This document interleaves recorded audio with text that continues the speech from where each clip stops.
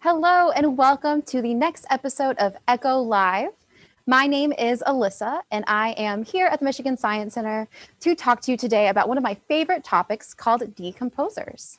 Now, last time you saw me, I was here talking about gummy worms, and today I've got another icky, ooey gooey science topic for you, decomposers or decaying. There are many other words that we can use to describe decomposing. I already said one, right? Decaying. We also have rotting and spoiling. And there are so many words because this process is very important to human life. Most of the time, we're actually trying to avoid it. But it's actually a very important part of many other natural processes. We are here to talk about those natural processes, and we're here to talk about organisms that do them, as well as some local Detroit natives that are harnessing the power of decomposition to make the world a better place. Okay, so go ahead and introduce yourself in the comments if you'd like to say hi. Hello, Owen from West Michigan. Nice to see you here. I'm going to go ahead and get started. So I've said that word, decomposition, decaying, spoiling, right? But what does it mean? It's simply a word that describes the breaking down of living things into inorganic materials. By inorganic materials, I mean things like vitamins and minerals. So for instance, you've probably seen decomposition at your house. I want you to imagine you bought a loaf of bread and you got this wonderful loaf of bread and you put it on your countertop. The thing about it though is that you forgot about that loaf of bread and you went on a 3-week vacation. It's just sitting there on your counter for 3 whole weeks while you're having fun at the beach. So I would like you guys to answer the questions in the chat if you would like. What do you think is going to happen to that loaf of bread whenever you come back from your vacation? Is it still going to be good? What might you see on the loaf of bread after it's been sitting there for all of that time? Maybe you might see something green. You might see something kind of fuzzy. You might see something black and speckledy. What do you guys think is going to happen to that bread? Well, it's decomposition. You're going to see that fuzzy green, black, and white stuff, and it's going to be crawling. It's going to be all over that bread. It doesn't actually crawl. It's going to be all over the bread, and it's going to be digesting that bread, breaking it down into vitamins and minerals and other inorganic compounds. And that stuff, by the way, is called mold. Mold is a type of fungi or decomposer. And mold isn't the only sort of organism or living thing that works as a decomposer. We also talk about bacteria, and bacteria are so important. We could do an entire web series about how important bacteria are. But today we're going to talk about what bacteria do as decomposers. So both fungi and bacteria are microorganisms. That means that they're really, really tiny living things that break down other living things into smaller parts. Now, humans actually harness the power of decomposition to do things like grow our food. And in fact, one way that we do that is we create something called compost. Composting is a human activity that involves mixing together food scraps and other natural materials like leaves and twigs, and mixing them together, making a great condition for that. That means the temperature has to be right, the moisture level has to be right. Lots of important things have to be right to create compost. And in fact, one of our very new partners, Graft Living, is a community garden right here in Detroit that does exactly this. They create composting piles using very high-tech, sophisticated scientific processes to make compost to use in their gardens. Now we're going to show a picture right here of Eric Douglas. He is a member of Graft Living. He's the project lead on that project, and he's looking inside of his compost bin. And that's actually exactly where I got my compost samples from. Now, Graft Living doesn't only do compost, they also have an amazing high-tech greenhouse that they built with natural materials, indigenous methods, and you're definitely going to see more of Graft Living here on Echo Live and at the Michigan Science Center. And I'm so excited because Graft Living gave me some samples of their compost, and we're going to look a little bit more closely at it. So this jar right here holds the newest example of the compost that I got from Graft Living. You'll see there's some chunky stuff in there, right?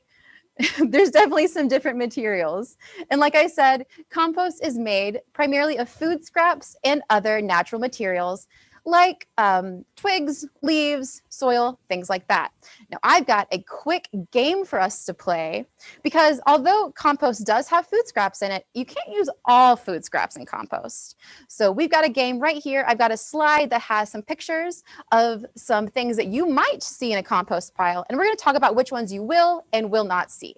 So first, I want you guys to guess. Which of these items will you not see in a compost pile? We've got cardboard, paper sacks. We've got food scraps. There's plastic bottles and what looks like a big, juicy, raw steak.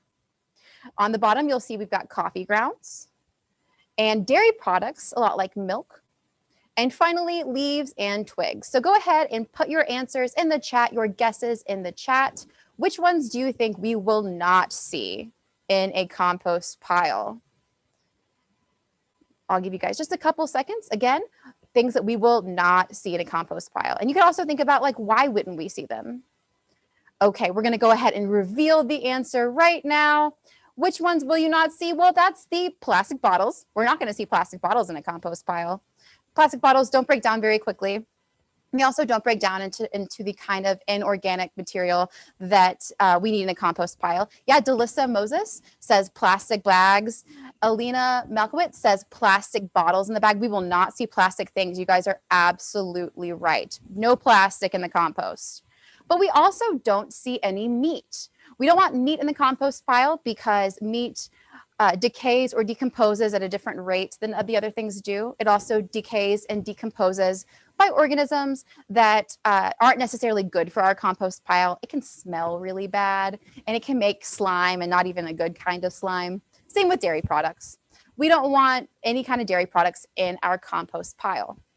Now, let's talk about a little bit more about why we compost. We compost because we are harnessing the power of microorganisms to break down organic materials into inorganic materials. The reason we do this is because plants love those inorganic materials. They love those vitamins. They love those minerals. I'm going to show you a little bit of how the process works. So, like I said, this is our newest example. This is that brand new food scrap compost. And I'm going to reveal how old it is right now. It's only 2 weeks old. It's a baby. It's baby compost. It's still working on decomposing. We can still see a lot of those food scraps inside of it. I see an eggshell. I remember when I put it in this jar, I'm pretty sure there was a whole avocado in here. I know that there were definitely some parsley stems, it looked like. It was pretty gnarly, actually. So this is 2 weeks old. Now, our next one, it looks pretty different, right? We can't see those chunks of food anymore. It looks a little bit more like dirt that we know and love. It's still pretty, it's a little chunky though. Now this sample is 4 weeks old. So this is a whole month. These food scraps and these leaves and these twigs have been decaying in the jar. Now I have another question for you folks. This is my last sample right here. And this is the oldest sample. If this is 2 weeks old and this is 4 weeks old, how old do you guys think that this sample is? So go ahead and put your guesses in the chat of how old you think this sample is. As you can see, while you guys are thinking, I'll show you guys a little bit more what it looks like. As you can see, it looks kind of just like dirt at this point. It looks like soil.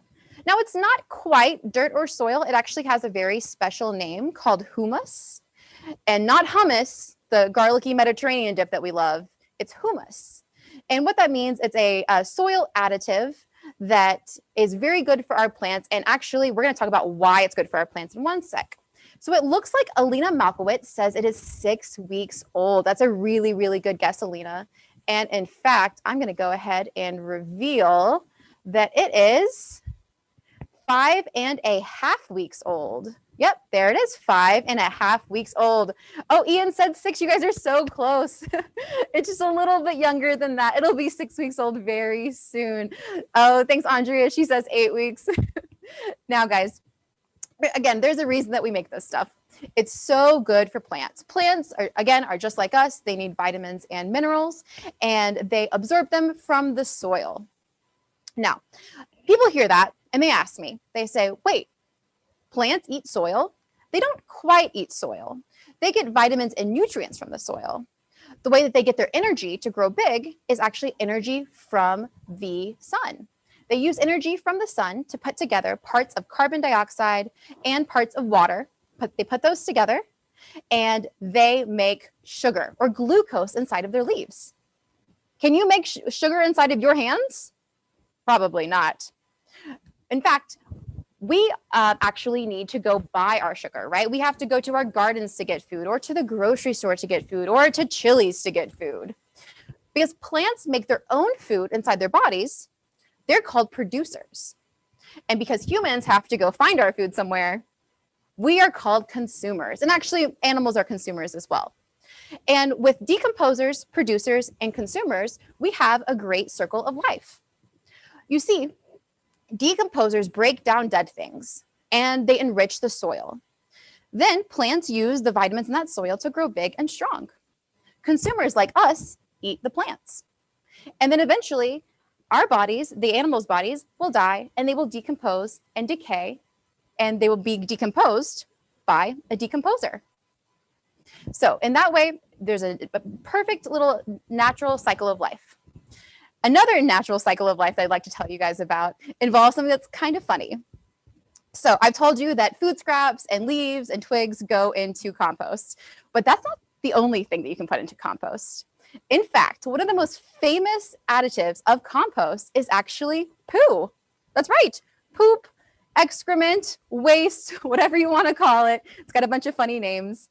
That stuff can be used in compost, specifically poop from herbivores, so animals that eat only plants. And in fact, we have a very cool new partner here at the Michigan Science Center that's actually one of our very own newest STEM and Easter role models. And she runs an organization called Detroit Dirt. And Detroit Dirt is a company, is an organization that takes poo and other natural materials and makes compost with it. And she actually gets the poo from the zoo. So she goes to the Detroit Zoo, the one right down the street from us, and she gets poo from the kangaroos, from the rhinoceroses, from the aardvarks, from the guancos and the elands and other animals. And she takes it back to her organization's lot, and she does proper scientific techniques, and she decomposes it into compost. And her name is Passion Murray. She runs an organization, again, called Detroit Dirt. And we are so excited to partner with her. She not only makes compost, but she is a businesswoman, she is an entrepreneur, she is an author, and importantly, she is a scientist and an environmentalist. We have a really cool video to show you of some work that she's done, and she's going to tell us a little bit more about the importance of carbon and soil. So we're going to play that video right now from Passion. My name is Passion Murray, and I make compost in the city of Detroit. I want to share with you a story about soil, farming, and compost, and how it can be a solution for climate change. Climate change is a big problem. It's happening because there's too much carbon in our atmosphere, but carbon is not our enemy. It's the building block of life. Everything alive is made of it. It's us. The problem and the solution are a simple matter of balance. Let's step back and look at the 5 pools where carbon is stored on planet Earth. Starting about 500 million years ago, when plants came onto land, carbon began to cycle in an amazing balance, a balance that allowed for life as we know it to evolve. Then one life form, us, figured out how to extract carbon from the fossil pool. We've been burning it for energy, putting it into play and disrupting that balance. How we manage land and do agriculture is moving even more carbon from the soil and biosphere into the atmosphere. Specifically, we've moved 880 gigatons of carbon dioxide into the atmosphere, which is heating up the planet and destabilizing our climate.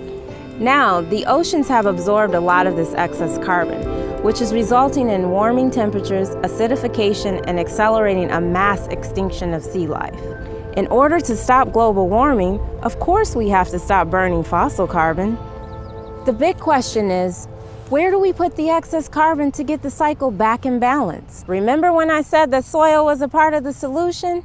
It literally is. Plants, with sunlight and water, perform photosynthesis. They pull carbon in from the air and turn it into carbohydrates, sugars. Then they pump some of those sugars down through their roots to feed microorganisms who use that carbon to build soil. There we go. Carbon moved. The plants pull it in and the soil stores it. Nature's living technology is amazing. Scientists have recently discovered that applying a thin layer of compost one time sets up an ongoing positive feedback loop that brings more and more carbon into the soil each year. In concert with our regenerative practices like not tilling the soil, planting trees and cover crops, and good grazing, we can build and retain gigatons of soil carbon. This is carbon farming. This is regenerative agriculture. More carbon in the ground is good for us. It makes healthy soil. Healthy soil makes for more nutritious food, and it holds way more water so crops are more resilient in the face of drought. That's good news for families, farmers like me, and everyone that eats. The way we grow our food, fuel, and even our clothes either puts carbon into the atmosphere or pulls it down into the ground. The regeneration of soil is the task of our generation. Our health, the health of the soil, and the health of the planet are one and the same.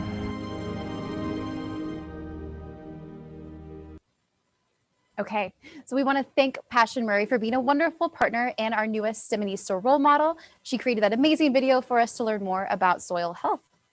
Now, to wrap up our day all about decomposition, I would be amiss if I did not bring out our favorite decomposers here at the Michigan Science Center, our famous Madagascar hissing cockroaches.